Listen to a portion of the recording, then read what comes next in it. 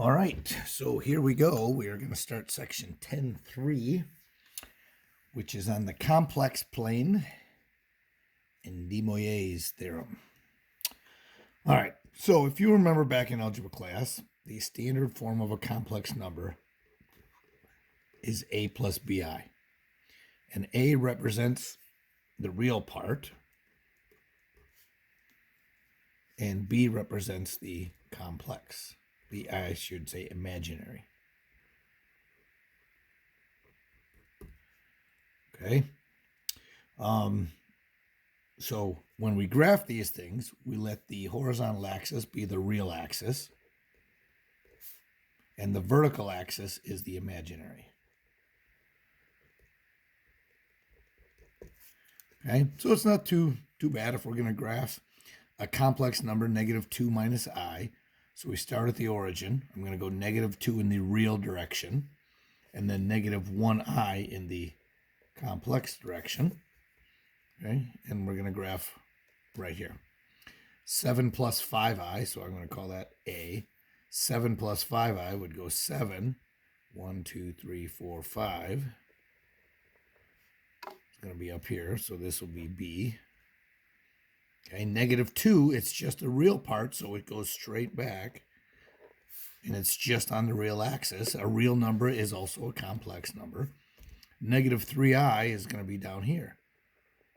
So this is -3I, this is point D.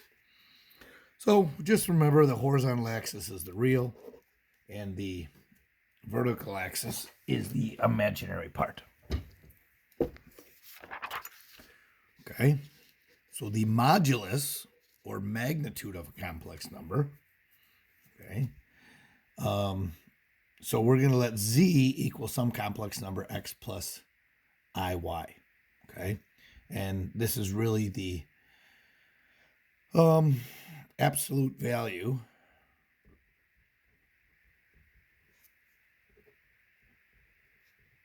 of the distance. I guess that's what I should have said, the distance in a complex plane. So if we have a point, -2 minus I, if I were to graph that, -2 minus 1I would be down here. This is what we're talking about here. This would be the modulus, or the absolute value of z.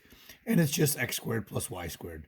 You would set up a right triangle, and you find it. So what is this going to be? It's going to be the square root of -2 squared plus -1 squared.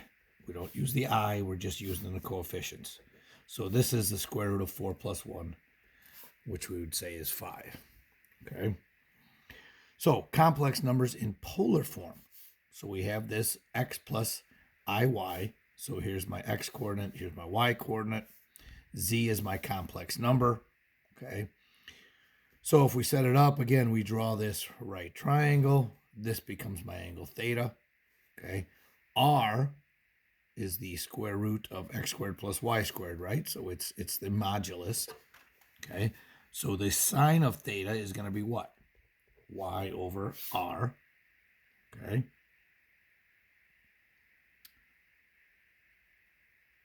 So solving this for y, we get R sine theta. Okay. Cosine is x over R. Solving for x, we get R cosine theta.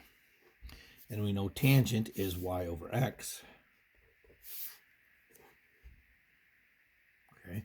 And we also know that R squared equals x squared plus y squared. Okay. So z, which is x plus iy, is going to be R cosine theta plus I times R sine theta. Okay. So one way you'll see this will be R times cosine theta plus sine theta times I. Okay. Where R represents the, I don't want to say radius. I'm going to say the modulus from up here.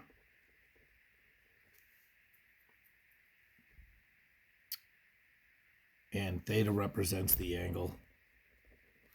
Okay, and we're always going to try to use a positive one between 0 and 360 or 0 and 2 pi. Okay, so how to convert complex numbers from rectangular numbers, from rectangular form to polar form. So first plot the point in the complex plane and note the modulus. Okay, find r. So we know that this is x squared plus y squared. Okay, actually, I'm going to change this to quadrant. I think that's where they wanted me to go. Okay. So then I want to find theta. So I'm going to use the tangent of theta equals y over x. Okay. So let me just do one of these. I think it'll make more sense once I do it. So express the number -2 square roots of 3 plus 2i in polar form. So if I want to graph that, I'm going to be over here somewhere because the real part is negative, and then up here. Okay. So this is my point. The real part is negative, imaginary part is positive. So we set up this little triangle. Okay. So I have to find r, and r is what? R is the square root of x squared plus y squared. So this becomes the square root of what? 4 times 3 is 12 plus 4 is the square root of 16, which is 4. Okay. Theta is the inverse tangent of y over x. So what is this? The inverse tangent of, let's see, my 2's cancel, so I get 1 over -3. Rationalize my denominator, I get negative square root of 3 over 3. And I believe that is a 60-degree reference angle, but I'm in the second quadrant, so I'm going to use 120 as my angle. So this number in polar form becomes what? 4 times the cosine of 120 plus I sine of 120. And that is my number in polar form. I need the radius, or the modulus, and I need the angle. Okay? How about this? 3 minus 2i in polar form. I always like to graph these things. So the real part is 3, -2i. So I'm down here in the fourth quadrant. So I'm going to find r first. R is the square root of 3 squared plus -2 squared. So this becomes 9 plus 4. R is the square root of 13. Theta is the inverse tangent of -2 thirds. So this is not one of my good numbers. So I'm going to go second inverse tangent of -2 thirds. I think I'm in radian mode. I might be better off to be in degree mode. So second inverse tangent of -2 thirds. And I'm getting -33.7. Okay, but again, we always want to use a positive one. So I'm going to take 360 minus 33.7. I'm getting 326.3 is what we're going to use for my angle. So my number in polar form is the square root of 13 times the cosine of 326.3 plus I sine of 326.3. Okay, so we're always going to use an angle between 0 and 360, and we got to find our modulus. All right, well, how do we go the other way?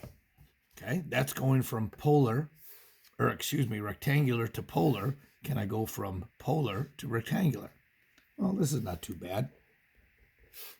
Okay, I have the square root of 2 times, what's the cosine of pi over 4? That's square root of 2 over 2. plus I. What's the sine of pi over 4? That's also square root of 2 over 2. Just distribute.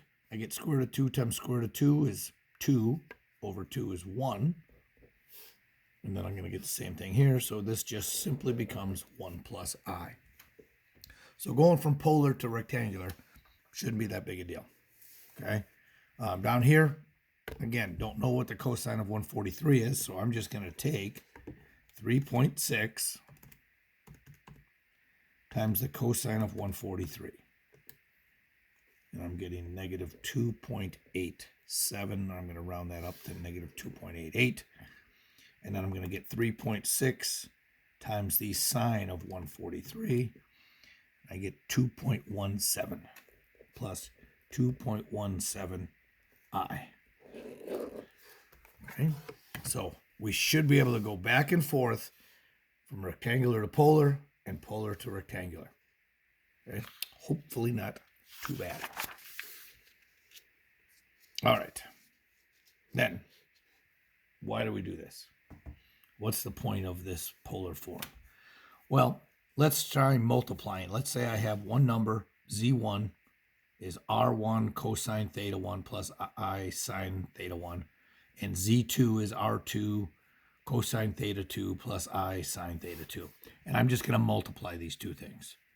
Okay, so when I multiply these two things, theta 1 plus I sine theta 1 times r2 cosine theta 2 plus I sine theta 2. All right, well, multiplication is commutative, so I can really do this in any order. So I'm going to move my two radiuses out in front. So I'm going to have r1 times r2. And then I'm just going to multiply these two things using FOIL. So I get cosine theta 1 times cosine theta 2. Okay, then I get cosine theta 1, cosine theta 1 times sine theta 2 I. Here, what do I get? I get plus cosine theta 2 sine theta 1 I plus I squared sine theta 2. Okay. Nope. You get I squared sine theta 1 sine theta 2. Those are two different thetas. So it's not going to be sine squared. All right. Well, let me see. What do I have here? This becomes negative. So I have R1, R2. My real part would be this, would be cosine theta 1, cosine theta 2, minus sine theta 1, sine theta 2. Those would be my two real parts. My imaginary part, I'm going to say I. I'm going to factor out an I from this. And I get what? I'm going to write this one first. Sine theta 1, cosine theta 2, plus sine theta 2, cosine theta 1. Okay, so these should look familiar. This is the cosine of theta 1 plus theta 2 plus I. This is the sine theta 1 plus theta 2. So you should recognize those as your difference formulas. Okay? So what does that really mean? When I multiply two complex numbers in polar form, I just multiply the radiuses and I add the angles. Okay? So, no, that's what I just did. In other words, when multiplying two complex numbers, okay, you multiply the magnitudes, the radiuses, and you add the arguments, the two angles.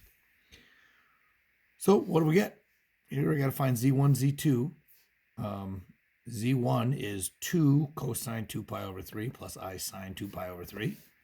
Z2 is 8 cosine 11 pi over 6 plus I sine 11 pi over 6. So Z1, Z2 is going to be 2 times 8. And then the cosine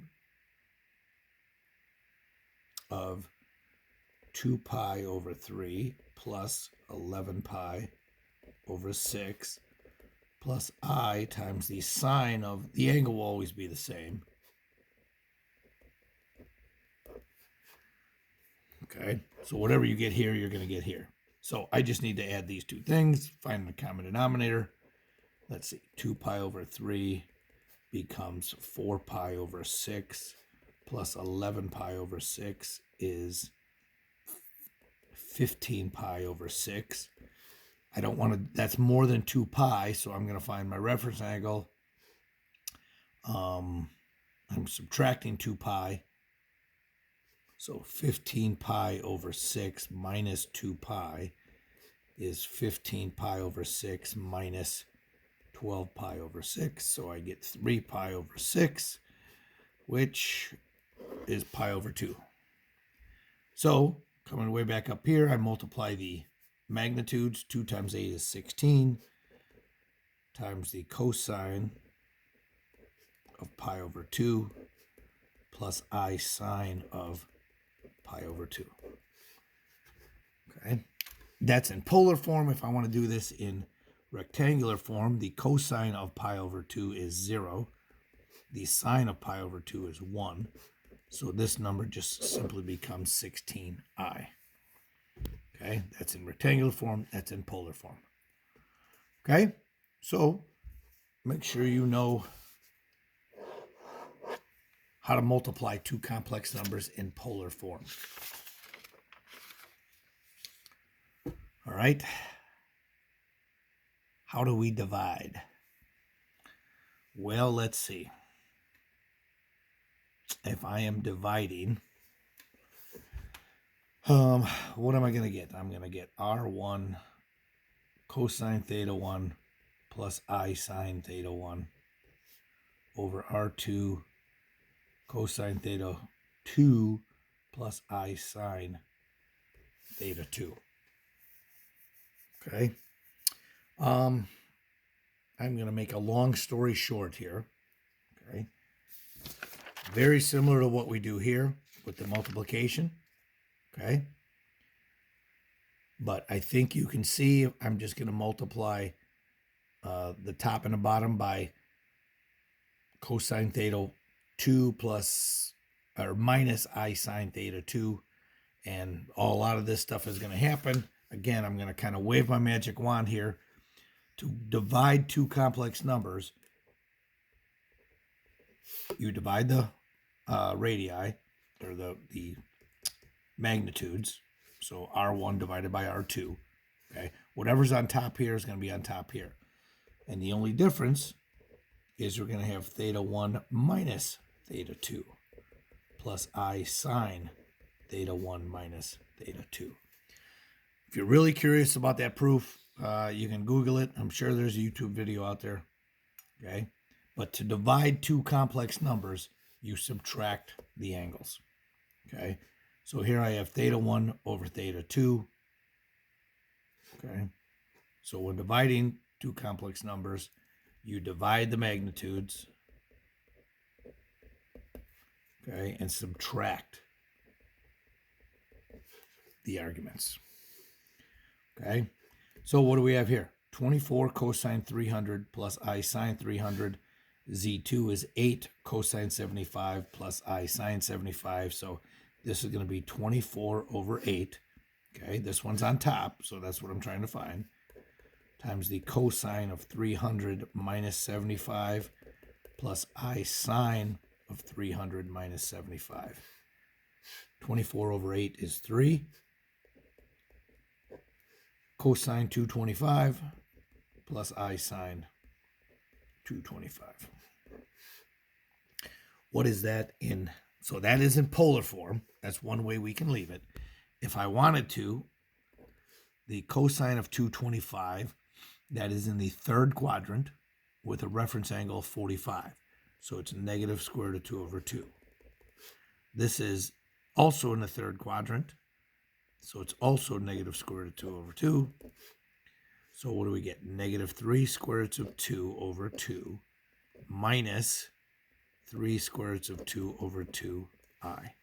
So that is my number in rectangular form. That is my number in polar form. Okay, so multiplying complex numbers in polar form, add the angles, multiply the magnitudes. Dividing complex numbers in polar form, you divide the magnitudes and subtract the angles. Okay? Okay. All right. Well, powers are just going to be an extension of how we're doing this. If I have z squared, that's just going to be r cosine theta plus I sine theta times r cosine theta plus I sine theta, right? So I'm multiplying. So what do I get? I get r squared cosine 2 theta plus I sine 2 theta. Okay. Again, in the interest of time, I could write this out 3 times, but what am I going to get? Excuse me. I'm going to get r cubed. I would have cosine theta 1 plus theta 2 plus theta 3, so I'm going to get cosine 3 theta plus I sine 3 theta. And it's not too big a stretch that if you get r to the 4th power, you're going to get cosine 4 theta plus I sine 4 theta. Then you can write all those things out, but again, I think it's pretty straightforward. All right. So this theorem then, if you have z equals r times cosine n, or cosine theta plus I sine theta, then z to the n is just simply going to be r to the n cosine of n theta plus I sine n theta. In other words, when raising a complex number to a power n, okay, raise the magnitude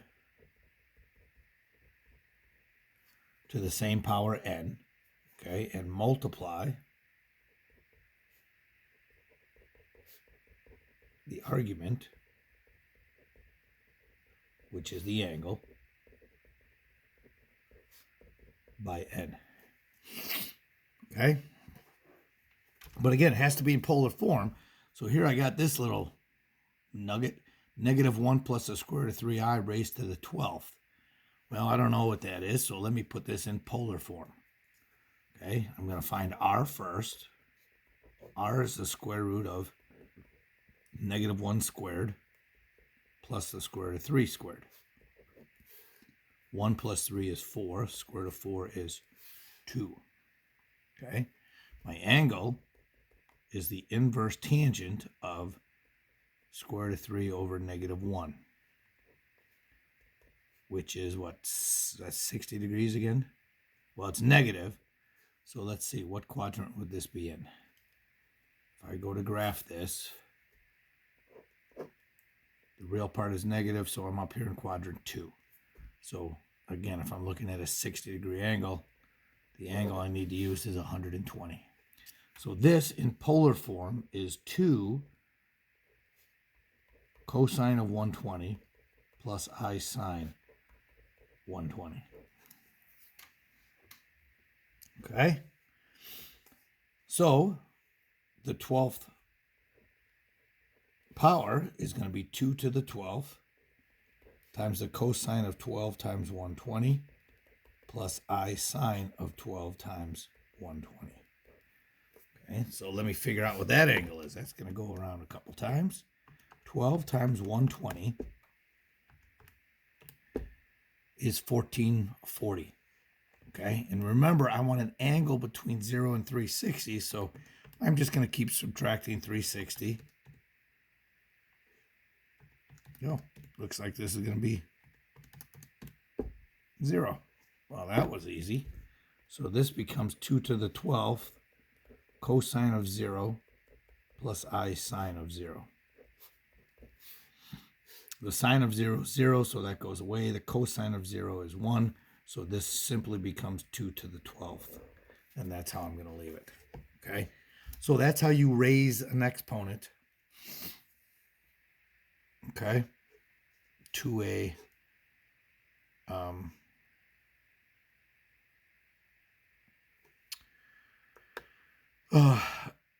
that is how you raise a number in polar form to an exponent.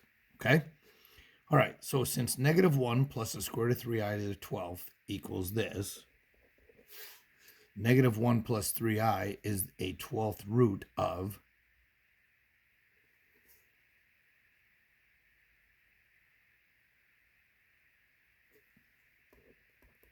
2 to the 12th. Okay, so suppose w is an nth root of z, where w equals some s cosine a, I sine a, okay?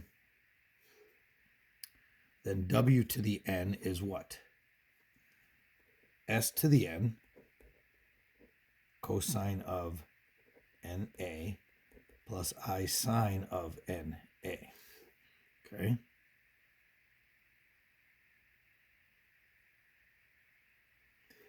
Then